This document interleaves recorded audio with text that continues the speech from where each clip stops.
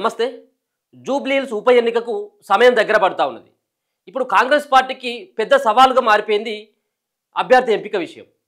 ఇప్పటికే BRS party అభ్యర్థిని ప్రకటించేసింది. అభ్యర్థిని ప్రకటించక ముందుకే కాంగ్రెస్ పార్టీ ప్రచారంలో దూసుకుపోతూ ఉంది. అలాగే బీఆర్ఎస్ పార్టీ సైతం కూడా ప్రచారంలో దూసుకుపోతూ ఉంది. సో 2 రోజుల క్రితమే ఇప్పటికే అఫీషియల్గా ప్రకటించడం జరిగింది. బీఆర్ఎస్ పార్టీ మాగంటి గోపీనాథ్ వాళ్ళ భార్య అయినటువంటి సునీతను అఫీషియల్గా అనౌన్స్మెంట్ చేసింది. అంటే ఒక మహిళకే టికెట్ ఇవ్వడం జరిగింది, అది కూడా ఆ కుటుంబం నుంచి ఉన్నటువంటి ఆమెకే. సో ఇప్పుడు కాంగ్రెస్ పార్టీ అభ్యర్థి ఎవరు అనేది ఇప్పుడు పెద్ద సవాల్. అసలు ఎవరు ఉండబోతా ఉన్నారు? కాంగ్రెస్ పార్టీ అధికారంలో ఉంది కాబట్టి చాలామంది ఆశిస్తూ ఉన్నారు. ముఖ్యంగా ముందు నుంచి కూడా అజరుద్దీన్కే టికెట్ ఇస్తారని చెప్పేసి పెద్ద ఎత్తున ప్రచారం జరిగింది. ఎందుకంటే గతంలో ఓడిపోయింది కాబట్టి సునీత మీద ఉన్నటువంటి సానుభూతి ఏదైతే, భర్త చనిపోయినటువంటి సానుభూతి ఏ విధంగా అయితే ఉంటుందో, అజరుద్దీన్ పైన కూడా ఓడిపోయినటువంటి సానుభూతి కూడా పనిచేస్తుంది కావచ్చు అని చెప్పేసి అజరుద్దీన్ పైన కాంగ్రెస్ పార్టీ పెద్ద ఎత్తున కూడా ఆశలు పెట్టుకుంది. ఆయనకే ఖచ్చితంగా ఇవ్వాలని కూడా వాళ్ళు ప్రయత్నం చేసిండ్రు. కానీ అక్కడ వచ్చినటువంటి ముప్పు ఏంటంటే ముస్లిం ఓటర్లు ఎక్కువగా ఉండడం, అజరుద్దీన్ కనుక బరిలోకి దింపినట్టు అయితే ఎంఐఎం మద్దతు ఇవ్వదని చెప్పేసి అవుట్రైట్గా చెప్పేసింది. కాబట్టి అజరుద్దీన్కి ఎమ్మెల్సీ ఇస్తాం అని చెప్పేసి ఆయనకు అటువైపు తీసుకెళ్లేటువంటి ప్రయత్నం చేసింది కాంగ్రెస్ పార్టీ. ఇక ఇప్పుడు ముఖ్యంగా నవీన్ యాదవ్, సిఎన్ రెడ్డి పేరు, మరో పక్కన కొత్తగా అంజన్ కుమార్ యాదవ్ పేరు కూడా ప్రధానంగా వినపడతా ఉంది.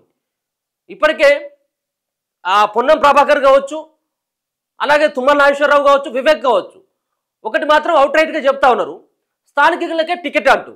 మరి స్థానికులకే టికెట్ అంటే ఇప్పుడు సిఎన్ రెడ్డి స్థానికుడే, మరో పక్కన నవీన్ యాదవ్ స్థానికుడే.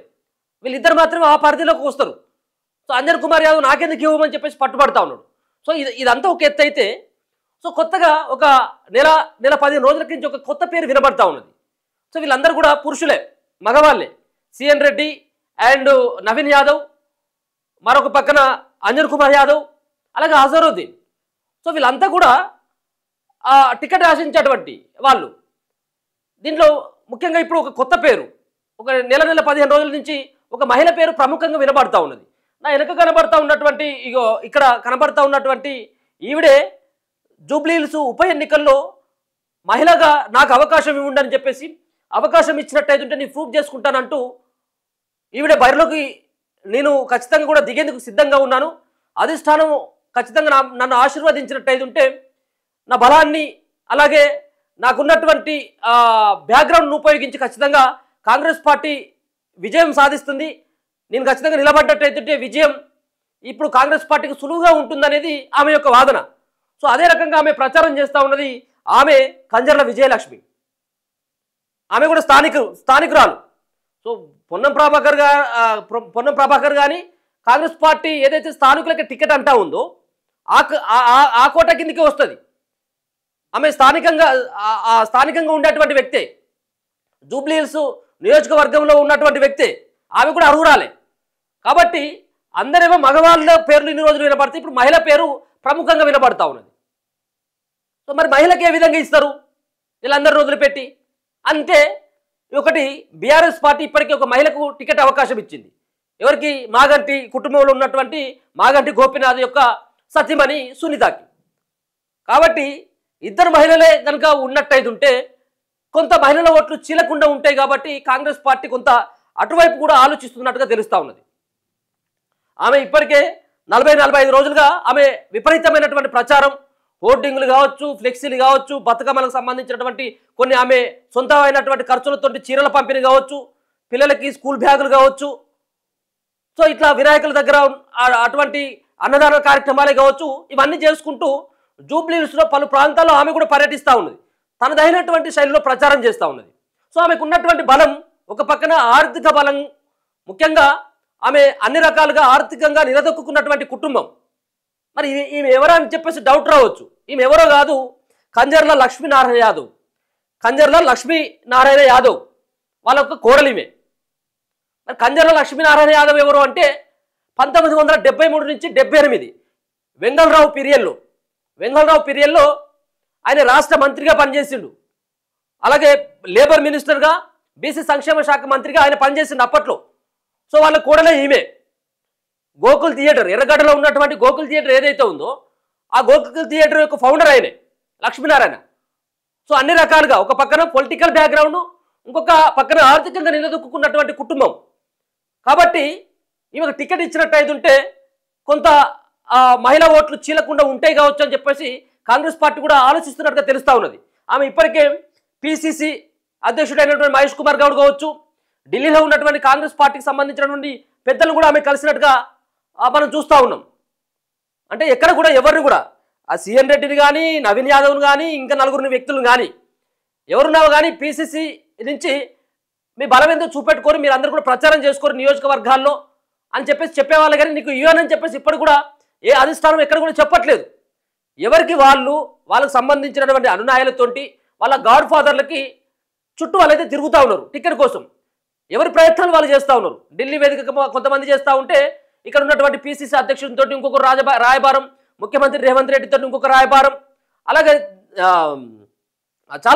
చాలామంది ఎవరైతే ఈ పార్టీలో ఉన్నటువంటి వ్యక్తులు ఎవరైతే ఉన్నారో కొంత కీలకంగా, సో వాళ్ళు టికెట్ కోసం ప్రయత్నాలు చేస్తూనే ఉన్నారు. ముఖ్యంగా ఆమె యాదవ్ సామాజిక వర్గానికి చెందినటువంటి వ్యక్తి, ఒక మహిళ, ఆర్థికంగా ఉన్నది, అలాగే పొలిటికల్ బ్యాక్గ్రౌండ్ ఉన్నది కాబట్టి కొంత ఆమె వైపు కొంత కాంగ్రెస్ పార్టీ ఆలోచిస్తున్నట్టుగా అయితే తెలుస్తూ ఉన్నది. ఒకవేళ మహిళకు కూడా ఇవ్వాలి, మహిళకే ఇవ్వాలి అనుకుంటే ఎవరు కూడా మహిళలు ఇంతవరకు అయితే బయటకు వచ్చి నేనున్న రేసులో అని చెప్పేసి ఎవరు చెప్పట్లేదు. కేవలం కంజర్ల విజయలక్ష్మి మాత్రమే. ఒకవేళ కనుక ఆ సంబంధించినటువంటి ఆ ఈక్వేషన్స్ కనుక ఏది టీఆర్ఎస్ పార్టీ మహిళకి ఇచ్చింది కాబట్టి కాంగ్రెస్ పార్టీ కూడా మహిళలకు ఇస్తామంటే ఖచ్చితంగా కంజర్ల విజయలక్ష్మి పేరు మాత్రమే ఇప్పుడు కొంత ఏర్లో ఉంది. కొంత జూబ్లీహిల్స్ ఆ ప్రాంతంలో ఆ ప్రచారంలో ఆమె దూసుకుపోతున్నటువంటి వ్యక్తిగా ఆమె కనబడతా ఉన్నది. ఆమెకు ఖచ్చితంగా టికెట్ వచ్చేటువంటి అవకాశమే ఉంది అనేది ఆమె దగ్గర ఉన్నటువంటి అనుచరులు అయితే చెప్తా ఉన్నారు. ఆమె కూడా గతంలో ఆమె చాలా మందిని కూడా కలవడం జరిగింది, చాలా మందిని కూడా కలిసి విజ్ఞప్తులు కూడా చేసినట్టుగా తెలుస్తూ ఉంది ఈమె కంజర్ల విజయలక్ష్మి. సో మరి ఇస్తారా ఇవ్వరా అనేది రెండో విషయం, కానీ ఆమె మాత్రం ప్రచారంలో మాత్రం దూసుకుపోతుందన్నట్టుగా అయితే మనకు స్పష్టంగా అర్థమవుతా ఉన్నది. సో గతంలో ఇక్కడ ఉన్నటువంటి కనబడతా ఉన్నారు ఏఐసిసి తెలంగాణ ఇన్ఛార్జ్ అయినటువంటి విశ్వనాథ్ పెరుమాళ్లతో కూడా మొన్న ఆమె కలవడం జరిగింది, పిసిసి అధ్యక్షులతో కలవడం జరిగింది. సో చాలా మందిని కూడా కలిసేటువంటి ప్రయత్నం చేస్తూ ఉన్నది. పొన్నం ప్రభాకర్ గారితో కూడా ఆమె కలవడం జరిగింది. ఎందుకంటే ఆయన హైదరాబాద్ ఇన్ఛార్జి మంత్రిగా ఉన్నాడు కాబట్టి ఆయన కూడా బతుకమ్మ పాటకు సంబంధించినటువంటి దాంట్లో ఆమె ఏదో ఇష్యూలో కలిసినట్టుంది. సో మొత్తానికైతే ఆమె టికెట్ రేసులోనైతే కనబడతా ఉంది. జూబ్లీహిల్స్ మరి ఎందుకంటే ఉప ఎన్నికలో ఎవరికి టికెట్ ఇస్తారు ఎట్లా అనేది కొన్ని సర్వేలు చేస్తున్నట్టుగా తెలుస్తూ ఉన్నది కాంగ్రెస్ పార్టీ. మరి అందరిపైన ఇప్పుడు నవీన్ యాదవ్ పైనే కానీ ఇప్పుడు తప్పుకున్నాడు ఎట్లాగూ అజారుద్దీన్ తప్పించిళ్ళు, మిగతా వాళ్ళపైన ఎవరెవరైతే టికెట్ ఆశిస్తూ ఉన్నారో వాళ్ళపైన పలు దఫాలుగా అయితే సర్వేలు అయితే నిర్వహిస్తూ ఉన్నారు. సో దాంట్లో భాగంగానే కంజర్ల విజయలక్ష్మి సైతం కూడా కొంత ఆమె పేరును కూడా పరిగణలోకి తీసుకొని సర్వేలు చేస్తున్నట్టుగా అయితే తెలుస్తూ ఉంది. చూద్దాం మరి ఏం జరగబోతా ఉంది.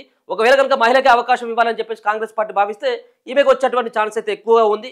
లేకపోయినట్టయితే ఉంటే మళ్ళీ నవీన్ యాదవ్కి ఇస్తారా, సిఎన్ రెడ్డికి ఇస్తారా, ఇంకెవరికైనా కొత్త వాళ్ళకి ఇస్తారా, సో సామాజిక వర్గాలు కమ్మలు కాపులకు ఏమైనా ఇస్తారా, బీసీలకు అవకాశం ఇస్తారా, లేకపోతే స్థానికులు అంటా ఉన్నారు స్థానికులు కాకుండా ఇంకెవరికైనా ఇస్తారా లేదనేది అది కాంగ్రెస్ పార్టీ చేతుల్లో ఉండేది.